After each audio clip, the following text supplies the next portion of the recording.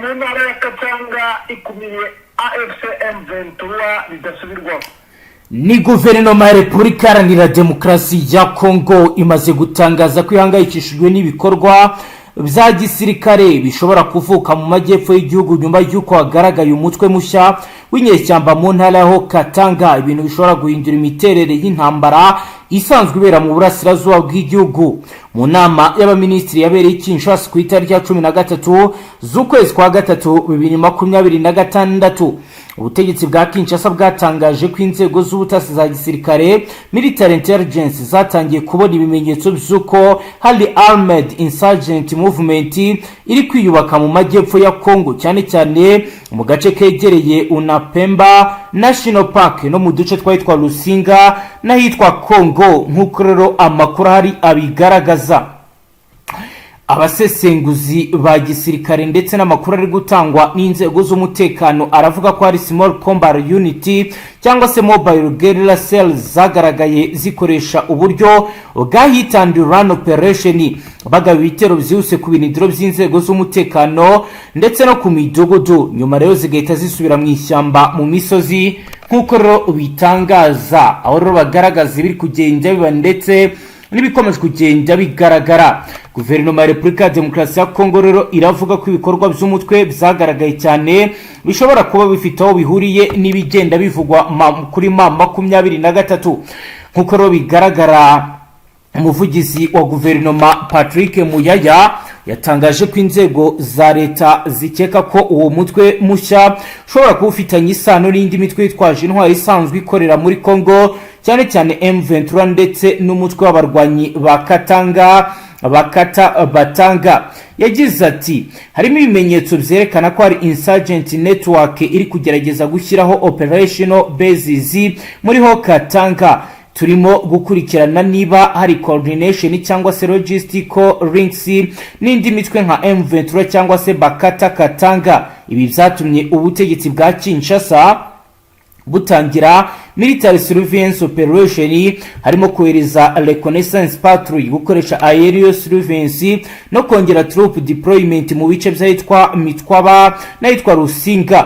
Iyi mpuguke zaturutse cyane muri ibi bice ziragaragaza ko hari impungenge zaturutse cyane ku itangazo ryashyizwe ahagaragara n'umutwe witwa Mouvement de Katanga pour la Libération du Congo MDKC.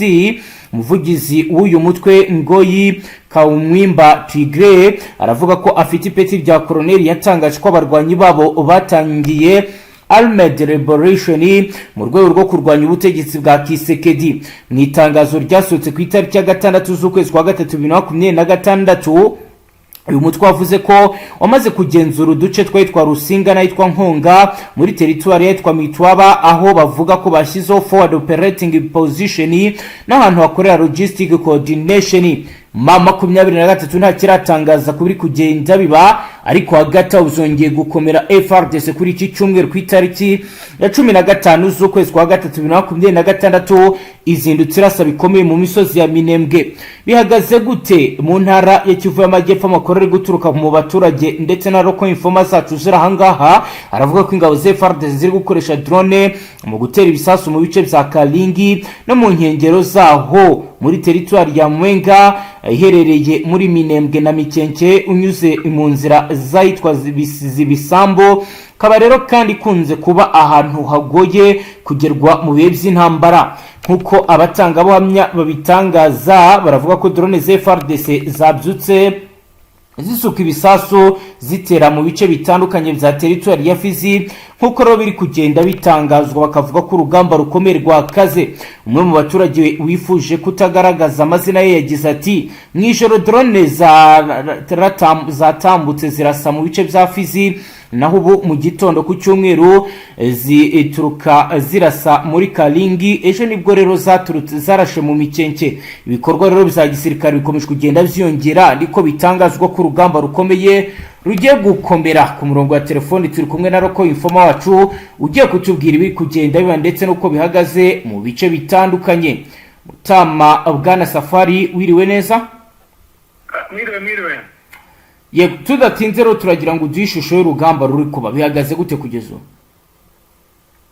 sahiye urabona yuko bisa nkaho ari umubuni ukomeye bitandukanye n'indi minsi nyuma yuko hari amaze iminsi hagaragaramo agahenge muri Kivu. Nakubwira yuko sahiye ubona yuko habayeho kongera kwataka bundi bushya nyuma y'ibitero byagaragaye by'amadrone ku ihuriro rya FARDC aho bagabye ibitero muri ibi bice bya Minembwe, ariko ubona yuko n'ingabo zisa nkaho zirwanira ku butaka zatangiye kwataka biturutse yuko bashaka nyine n'ubundi kugarura ibice bamaze iminsi barwanira. ubwo urumva hasigaye hazamo pose z'iby'agahenge bitewe na gahunda bafite na deployment ziba zikenewe.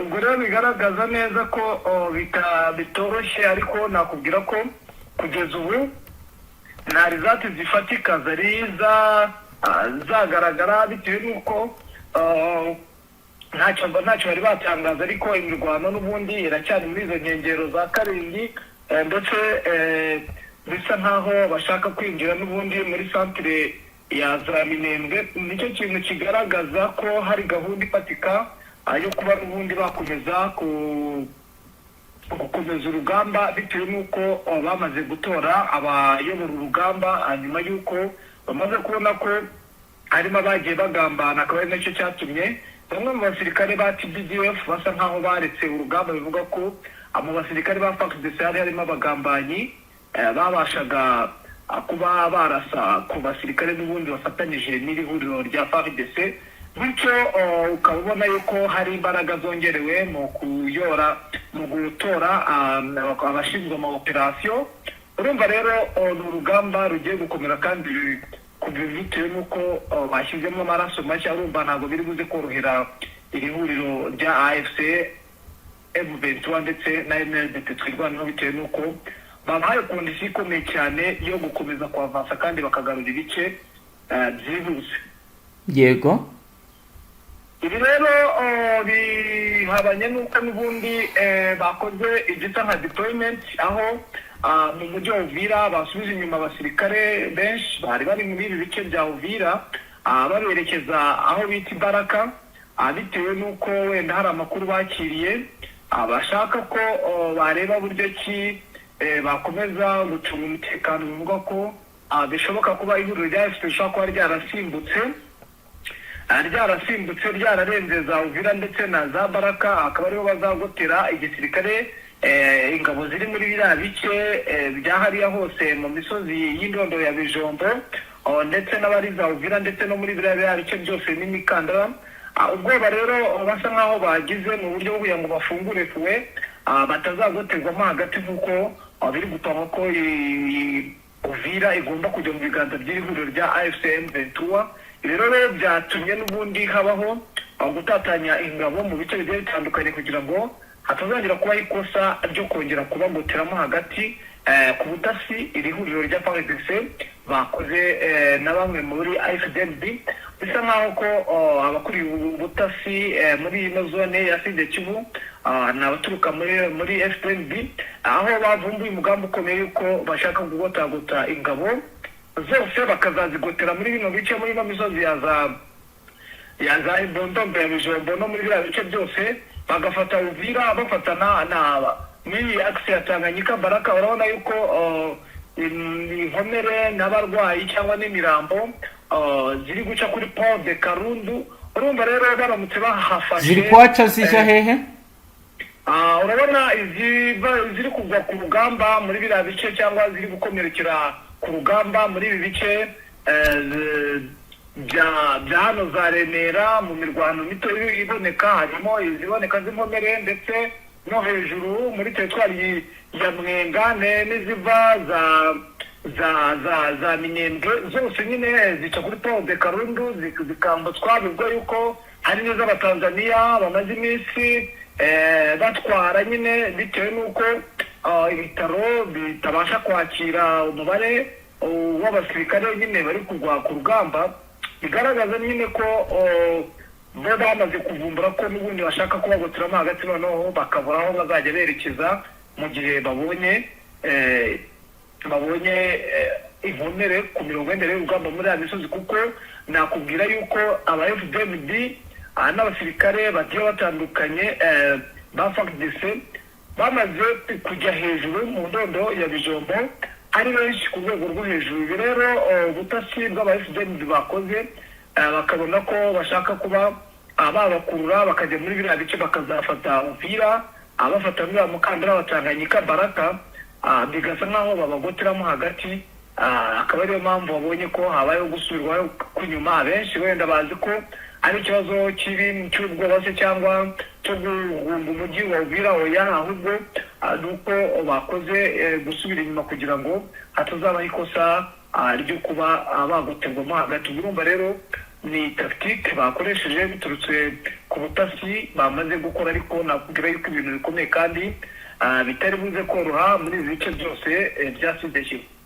Birwanane bisubiza ibitero byo mu kirere ni ibikoresho ubona ko biri ikorana bifite ikoranabuhanga kuri kote ya FDC ndetse n'amato y'intambara akomeye avuga ko bagiye kwirukana AFC muri ya misozi ya Uvira kubera amato bazanye yamaze kugera muri Tanganyika, kubera Tanganyika yazaga nkaho yahungabanye, ariko ngo ubwato bazanye bugiye gusa nkaho buhangana n'ibi bitero bya AFC. Bwana munyamakuru, yego, kugeza ubu ku bijyanye wenda n'impinduka ku ruhande rwa M23 muri Nord Kivu, mu gihe bigaragara ko abazarendo bashakira hasi no hejuru, update ufite nizi amaginga y'ubundi nakubwira yuko ntabwo bari kwavansa kugeza ubu urugamba, barasa naho bari gusetinga bagenda bakora bo babyise ngo nk'amasuku, babyita ngo imiganda.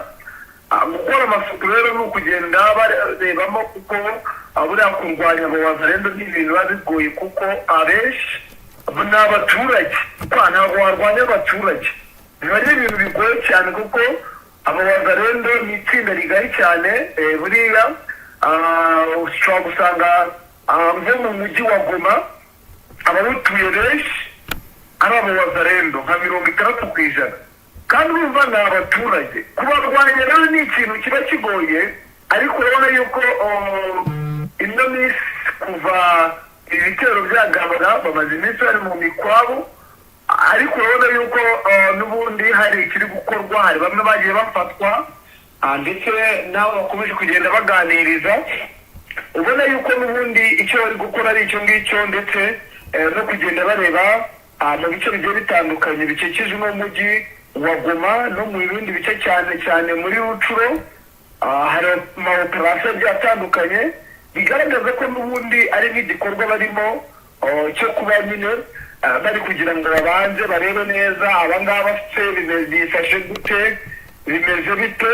Buriya nta kuntu wavuga ngo uraca abazarendo kandi ni abaturage nyirizina. Usanga n'umudamu ari umudamu w'umukecuru ari umuzarendo.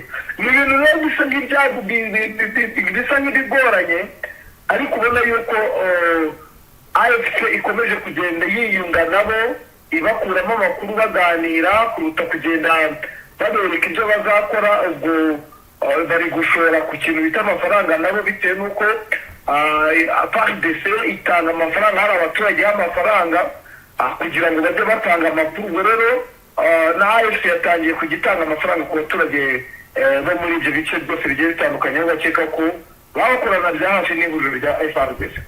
Yego, nyemerera mu buryo burambuye tuganire kubikubera muri Masisi. Muri Masisi naho hari kuvugwa infiltration y'abazarendo hato nato M23 ikagerageza kubakumira. Bwana Safari, ndagira ngo tuganirize situation mu buryo burambuye biri kubera muri Masisi. Hano Masisi n'ubundi ni n'amaoperasiyo ndetse yateye zagari ku rwego rwo hejuru, bitewe n'uko hari abazarendo benshi bagiye basubiza inyuma, abagenda bajya muri ano mashyamba ya za Barikare, niho bari ariko nyine akaba ariho bakomeza kuba mu buryo bwa buri munsi. Rimwe na rimwe bakaza gusura imiryango yabo ya za Masisi, iyindi ni za Rucuro. Urabona ko bisa bigaho byegeranye, nyine basa nkaho bavuyemo, ariko bakomeza kugirana ubumwe n'abaturage babo bumva, cyangwa imiryango yabo, kuko urumva nimba ahagiye abagabo, bafite abagore batuye muri ibyo bice bya Masisi, cyangwa bafite niba hagiye abana ababyeyi babo bari muri ibyo bice. Urumva rero ibintu biri kuba sahiyi nabo babarende n'ubundi bakomeje kujya bagaba ibitero, binagaragara kenshi na kenshi ko abenshi baba baje no kwishakira icyo kurya. Urabona abantu bibera mu mashyamba bitewe n'intambara zagiye ziba. Ubundi kera bajyaga bahinga mu maparike, mu mashyamba, ariko kuva AFC yafata bino bice yakuyeho umuhinga muri ibyo bice nyine bati ntimugahinge mu mashyamba musigeho, basa nk'aho bakumira bajye bahinga nyine hegereye ingo. Ibyo bintu rero nibyo biri kugenda bituma abawazarendo bibakurura kuza mu mujyi cyangwa mu bice bituwe n'abaturage baje gushaka icyo kurya, bitewe n'uko mu mashyamba ntibagihingamo. Urumva imyaka baba bamazemo, inyamaswa zamaze gushyiramo zino bahiga. Urumva nyine akenshi baje nko gushaka icyo kurya, hakabaho imirwano n'ihuriro rya AFC M23 naryo ubona rikataje. Bombardoma zihari ni zo muri kano gace ka Kazinga kari point strategique. Uno musozi wa Kazinga abantu benshi batahazi cyangwa bawumva bagira ngo ni agasozi gato kadashinga, ni umusozi mugari. Uno musozi mugari rero niwo usa nkaho kugeza ubu uri kuberamo imirwano saha iyi ngiyi, bitewe n'uko buri gace karashaka kugiraho ubugenzuzi bwihariye, kandi nyine AFC ntabwo ishaka kuwutakaza, kuko uno musozi ukontorora inzira nyinshi za Masisi zerekeza za Warikare, zinagaruka n'inyuma zigana za Rucuro. Urumva rero kuwutakaza n'ibintu bigoye, ariko na FARDC cyane cyane nk'abawazarendo nibo bari mu maoperasiyo yo kuba yabiba, kuko abawazarendo bo muri ibi bice bateye ubwoba mu mirwanire, bakomeje kuzengereza ihuriro rya AFC ku rwego rwo hejuru, kuko buriya ikigaragara cyagiye kinagaragarira buri wese nuko abawazarendo bakomeje kugenda bagaragaza urwego rukomeye cyane cyane mu kurwana mu mashyamba. AFC kugira ngo ijye kurwana mu mashyamba ni ibintu bitajya biborohera habe na gatoya. Yego, dukomeje n'aya makuru rero reka tujye n'ubundi muri Sud Kivu dusubireho gato. Hari andi makuru akomeye aje avuga ko mu gitondo cyo kuwa gatanu ku itariki ya 13 z'ukwezi kwa gatatu 2026 abaturage batuye mu mudugudu witwa Remera no muri site y'ubucukuzi bwo muri y'agaciro iherereye mu gace kitwa Ruhihi muri teritwari ya Kabare mu ntara ya Kivu y'Amajyepfo burasirazuba bwa Repubulika ya Demokarasi ya Kongo bagize ubwoba bwinshi nyuma y'ubutumwa bwo kwimuka bwatangajwe n'intumwa z'ihuriro ry'inyeshyamba za AFC M23. Amakuru ari guturuka muri aka gace aravuga ko mu gitondo ibintu byari byifashe nk'ibisanzwe, ubucukuzi bwo mu y'agaciro bwakomeje nk'uko byari bisanzwe, ariko muri site ya Remera abaturage bavuga ko nta kimenyetso cyari gihari cyerekana ko hagiye kubaho impinduka zikomeye ku mibereho yabo. Cyakora ngo ibintu byahise bihinduka mu masaha ya nyuma ya saa sita za mu gitondo, ubwo itsinda rinini ry'intumwa zigizwe ahanini n'abarwanashyaka b'ihuriro AFC M23 ryageraga muri aka gace. Nk'uko ababonye ibyabaye babivuga, ngo itsinda ryabanje kuzenguruka site y'ubucukuzi bwa mu y'agaciro ya Remera rigenzura ibikorwa by'ubucukuzi bw'ibikorwa by'abaturage mu buryo bw'ubukorikori.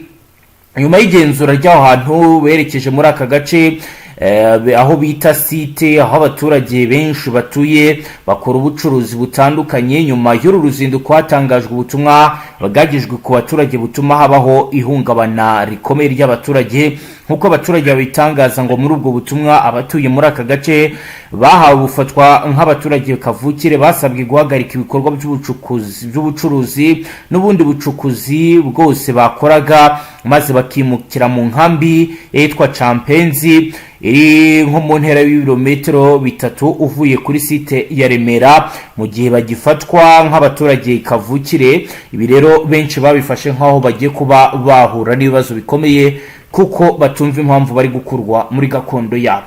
Ngayo nguko rero bwana Safari wakomeza nyuma y'ibyo biri gutangazwa biri kubera muri ibyo bice. Ako gace suje gusa ahubwo abitewe na bombardoma zihaba ni Remera hariya ni muri side kivu n'ubundi ahazwi nk'ibirindiro bikuru by'ihuriro rya AFC Ventura, aho ariho hafetinze amaradare, iminara ya komunikasiyo. abantu benshi ntabwo babizi ariko niko situwasiyo ihagaze.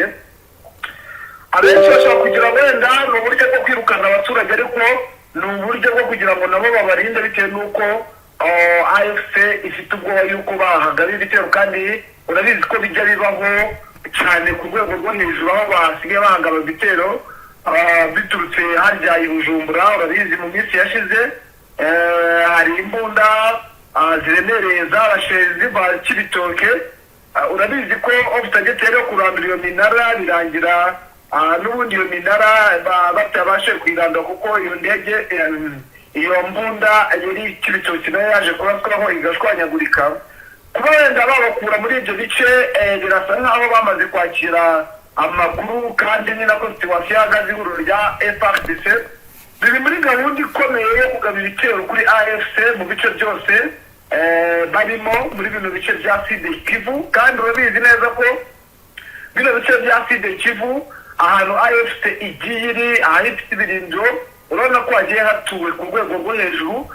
kandi urabizi ko mu kugaba ibitero habaho ko abaturage bashobora guhura n'urwo gusenya. kandi ibaze ku birindiro by'ihuriro rya AFC hapfiriye abaturage, urumva ko icyo gihe icyizere cya abaturage kubagirira icyizere gisa nk'ibyayoyoka, bitewe n'uko bashobora bati ese ni gute abaturage bapfira hasi neza neza n'ibirindiro by'ihuriro rya AFC. niyo tiwasi hari wenda twanakomeza turebe no President Ruzi muri rusange uko tiwasi ihagaze sahiye.